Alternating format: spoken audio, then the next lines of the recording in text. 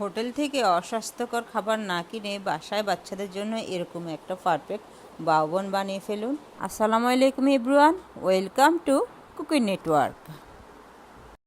এখানে মেজারমেন্টের 2 কাপ নিচ্ছি ময়দা, হাফ চামচ দিচ্ছি লবণ, 1 চামচ চিনি আর 1 চামচ দিচ্ছি ইস্ট, হাফ চামচ দিচ্ছি বেকিং পাউডার। এবার সব উপকরণ হাত দিয়ে একটু মেখে নেব। দিয়ে দিচ্ছি কুসুম গরম দুধ। এই দুধটা অল্প অল্প করে এই ময়দার খামিরের সাথে মেশাতে হবে, সবগুলো একসাথে ঢেলে দেবেন না। এই খামিরটা একটু আটালো হবে। কিছু মেখে নেওয়ার পর এবার দিয়ে দিচ্ছি সয়াবিন তেল। এবার মেখে নেওয়ার পর আমি একটা ঢাকনা দিয়ে এই ডোটাকে ঢেকে রাখবো কিছুক্ষণের জন্য, যেন আমার এই ডোটা নরম তুলতুলে থাকে। কিছুক্ষণ পর আমি ঢাকনাটা সরিয়ে দিচ্ছি আর ভিতরে যে বাবলস আছে আমি সেটা বের করে দিচ্ছি।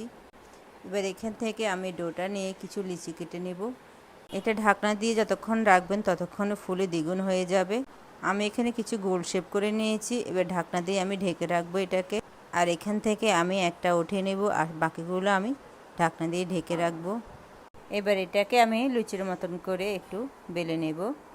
একটা বেকিং পেপার নেব আর এই রুটিটা আমি বেকিং পেপারের উপরে বসিয়ে দেব। এর চারপাশ হাত দিয়ে একটু মেলে দেব। এবার কিছু তেল আমি এই রুটির উপর লাগিয়ে দেব। মাঝ বরাবর একটা চপস্টিক দিয়ে দিব, যাতে করে একটা ভাঁজের সাথে আরেকটা ভাঁজ লেগে না যায়। এবার এটাকে আমি আলতো হাতে বের করে নেব। আমার সবটুকু বন বানানো শেষ।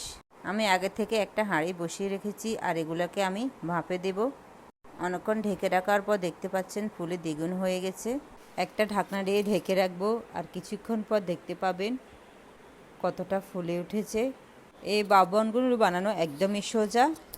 এই বাবনের ভিতরে দেওয়ার জন্য আমি এখানে কিছু চিকেন নিয়েছি আর 1 চামচ দিচ্ছি লবণ, হাফ চামচ দিচ্ছি গোলমরিচ গুঁড়ো আর কিছু তেল আমি এখানে ব্যবহার করছি। আর এগুলোকে আমি হাত দিয়ে মেখে নেব। আপনারা চাইলে এখানে কর্নফ্লাওয়ার ইউজ করতে পারেন। ফ্রাই প্যানে কিছু পরিমাণ তেল দিয়ে আমি চিকেনের পিসগুলোকে আমি ভেজে নেব। কোনো কিছু বাইরে থেকে না কিনে নিজের ঘরে বানিয়ে খাবেন, স্বাস্থ্যের জন্য খুব ভালো হয়। আমরা হোটেল থেকে চড়া দামে কিনে খাই, সেটাও অস্বাস্থ্যকর, বিশেষ করে বাচ্চাদের ক্ষেত্রে। এবার চিকেনের পিসগুলো একটু বাদামি কালার করে ভেজে নেব। এবার আমি এগুলোকে এক এক করে সব উল্টিয়ে দিব। এবার আমি সব চিকেন উঠিয়ে নিব। আর বেশি বাঁচতে গেলে শক্ত হয়ে যাবে, খেতে ভালো লাগবে না বানগুলো। একই ফ্রাই প্যানে কিছু পরিমাণ তেল দিব। এখানে দেব 2 চামচ রসুন কুচি। এবার এই রসুনগুলোকে আমি গোল্ডেন আকার করে একটু ভেজে নেব। সামান্য পরিমাণ দিয়ে দিচ্ছি পানি। আবার একটু নেড়ে ছেড়ে দেব। 2 চামচ দিব চিনি।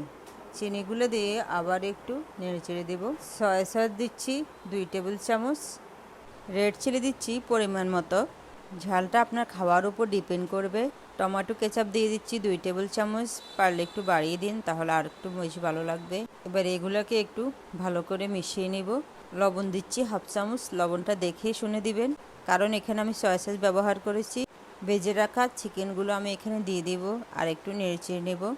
একটু আটালো হলে বুঝতে হবে এটা হয়ে গেছে। এবার কিছু তিল আমি দিয়ে দিচ্ছি সুন্দর দেখার জন্য। এবার নামিয়ে ফেলবো। আমার এই বাউবনগুলো কতটা নরম আর তুলতুলে হয়েছে দেখতে পাচ্ছেন।